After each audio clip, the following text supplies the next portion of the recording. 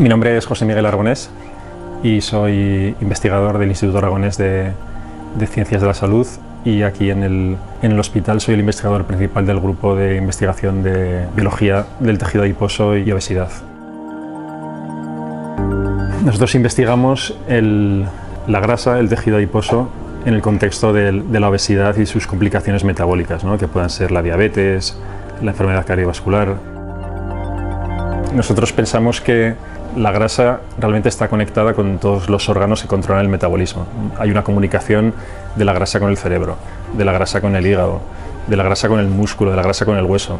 De una manera está jugando ahí un papel central y regulador, de tal manera que cuando hay una disfunción en el tejido adiposo, ya sea en el caso de una obesidad extrema, o incluso en el caso contrario, cuando falta grasa, eso repercute en todo el organismo. Por ejemplo, pues un exceso de grasa puede desencadenar una diabetes, pero una falta de grasa, por ejemplo, en mujeres impide que las chicas jóvenes entren en la menarquía o que se les retire la regla y no puedan tener un embarazo.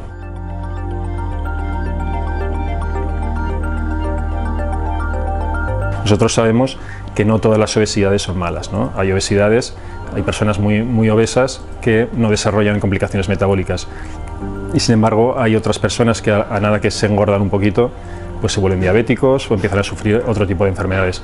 A nosotros lo que nos interesa en nuestro proyecto de investigación es poder diferenciar esos dos grupos, de tal manera que el que sepamos que no va a sufrir complicaciones no tenga tanta prioridad como aquel que enseguida sepamos que puede desarrollar una diabetes o una enfermedad, ¿no? Y que, ya que estamos en un entorno sanitario, intentar dirigir los recursos sanitarios a aquellos obesos que más lo necesiten. La idea nuestra al final del proyecto de investigación es poder decirle al clínico: este señor o esta señora la tienes que tratar inmediatamente, porque si no pues puede sufrir un ictus, un infarto, que su diabetes empeore.